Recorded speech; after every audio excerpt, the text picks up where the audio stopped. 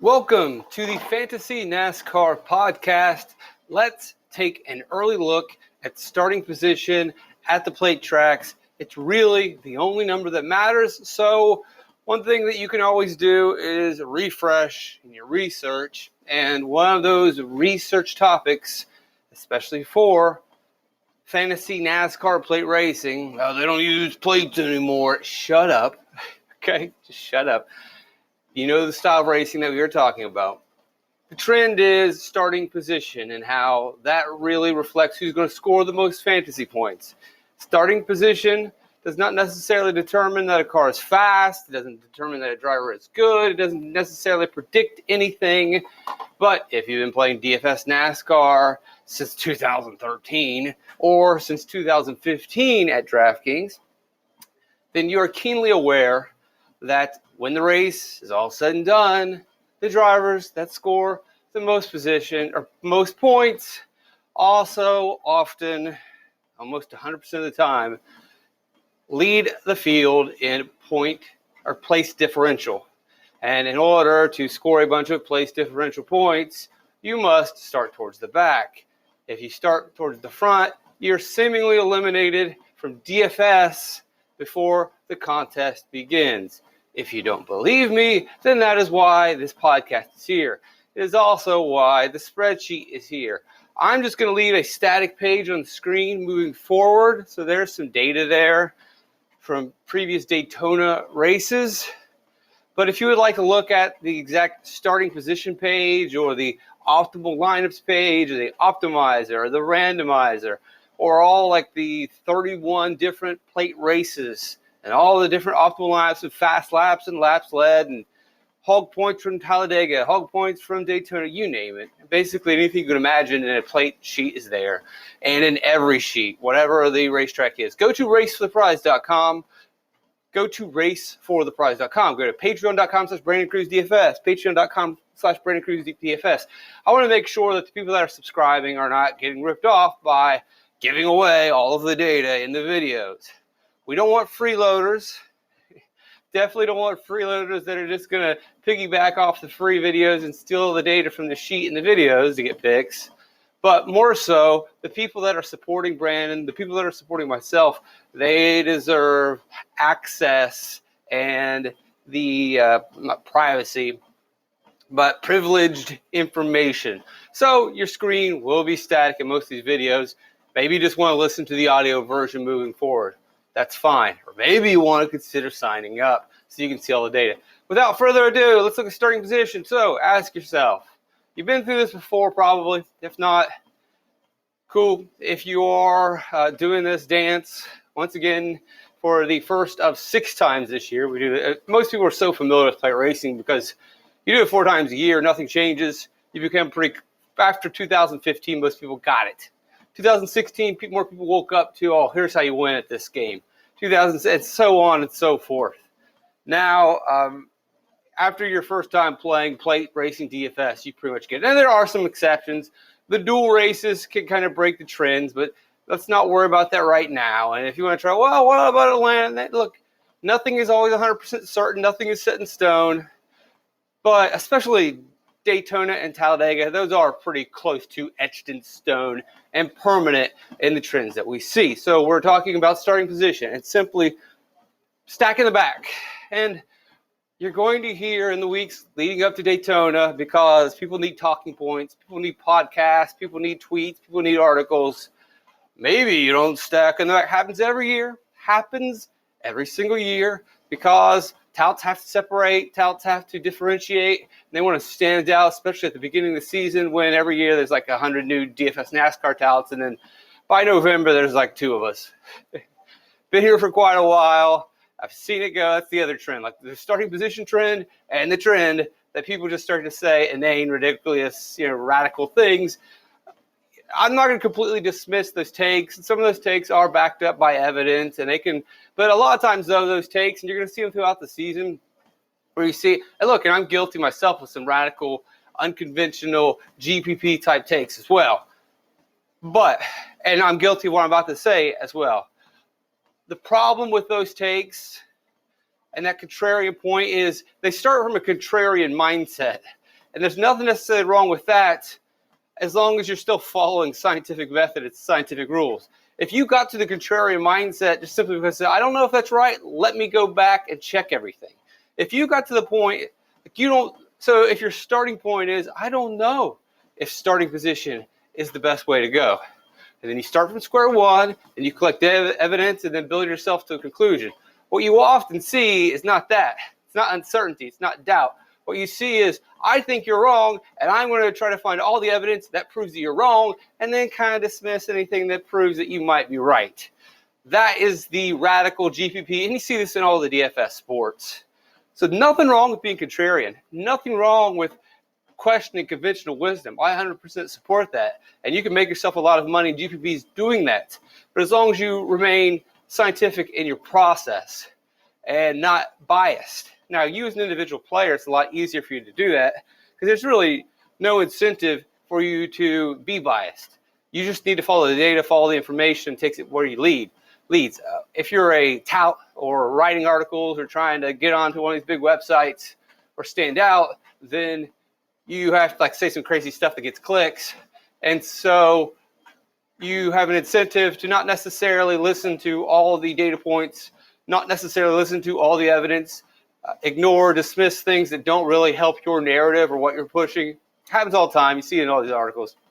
And one of the things that you'll see at the beginning of the season is this push that, well, you don't have to start first. And they're going to pick a race or two, and there are plenty of them, and you can go through, not plenty, but there are enough. There are a handful of races, plate races, in the last 31 races or whatever there's been at DraftKings, that you're going to find some outliers, some anomalies that stand out and say, well, you don't always start guys in the back.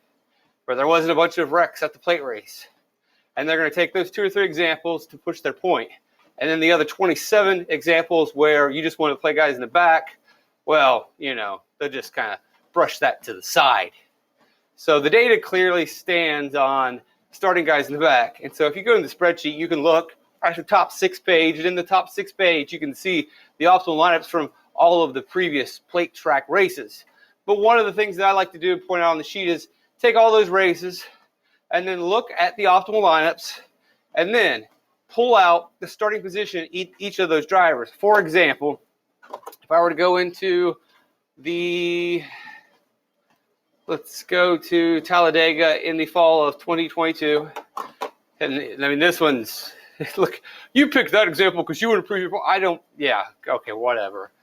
But anyway, this one definitely is behind my point of view. Well, no, it's not. Is there or isn't it? I'm looking at Daytona. Sorry, Daytona 2022. Summer Daytona race is always crazy. Not Talladega in the fall. But anyway, you got Noah Gragson. I believe that was with Beard Motorsports. He starts 37th. Landon Castle starts 35th. BJ McLeod starts 36th. By the way, this is that race where it was crazy chaos. It took part over 2 days. And a bunch of guys put down some parlays and won some big, big money. And I got to say thank you. Several of those guys that won those big parlays, they sent me money. How much we will not say, IRS. They sent me some money to thank me for assisting them in making their picks and in their strategy. So thank you guys for that. Anyway, the winning lineup. Gregson starting 37th. Landon Castle starting 35th. BJ McLeod starting 36th. Austin Dillon, the closest of the 6, starting to the front, wins the race, remember, thanks to Tyler Reddick blocking for him, starts 21st. So 21st was the closest in starting position. Then you got Cody Ware, 33, David Reagan, 34. Now that's extreme. That is rare, although we have seen the Daytona Summer Race 2 times in the last 3 years where it's been basically the bums in the back, and it's been weather-related. But guess what, folks? That's Daytona in the summer. There is weather in Florida in the summer, and that's not a harebrained scheme. That's it's not the craziest strategy to say, I'm going to take guys really deep in the back with poor cars. Maybe there's a bunch of wrecks. Maybe also there's weather. And it creates a chaotic summer Daytona race. Being that it's happened twice in the last, 2 or 3 years, that is definitely a strategy that we are going to have to go back to in the summer, or at least explore, or at least talk about. Anyway, so when I went over those names, I had 6 drivers, and I had 6 starting positions. 37, 35, 36, 21, 33, 34. Those are the starting positions that ended up in the winning lineup.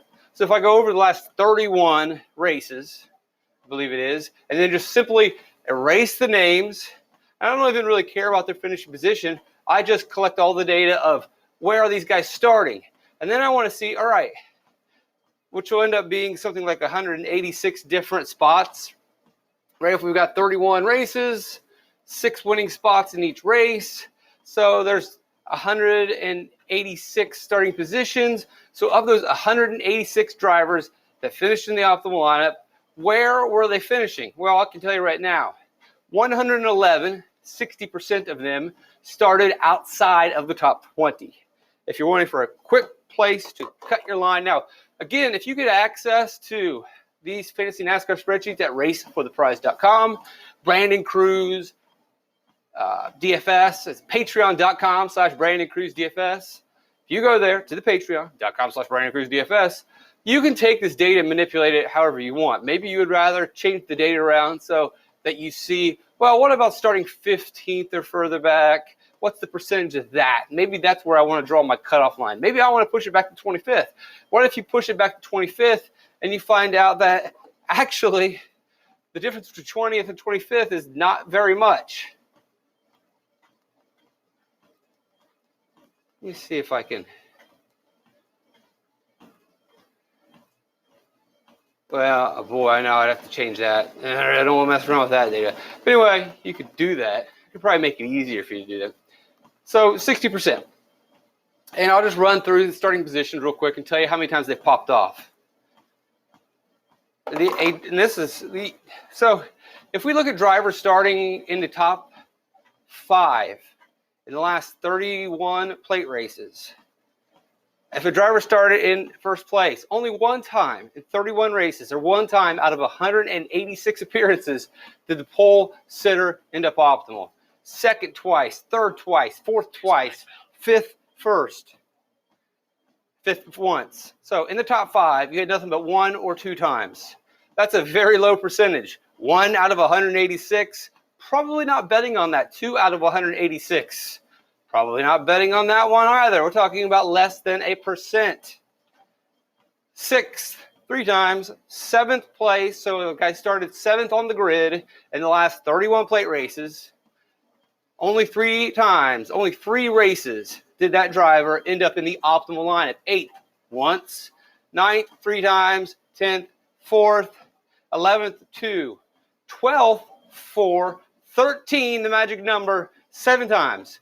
So we see a big jump there. It's kind of an outlier. Again, this is correlation. This is not necessarily causation. There's not going to be too much rhyme or reason. Maybe some of that had to do with rounds and qualifying one point in time. I don't really believe that's the case. I think it's just random luck, but also the fact that as we get a little further back, you have a little bit more place differential opportunities, which is going to add to the scoring. I mean, if we look at 31 races, the further back that you start over the course of 31 races, the more points you're going to score. And starting 13th, maybe there is a bit of speed in those cars. Starting 13th, maybe they got a chance of winning the race. 14th, 3. 15th, 0. So don't pick 15. That's the bad spot on the roulette wheel. 16th, 5. 17th, 2. 18th, 1.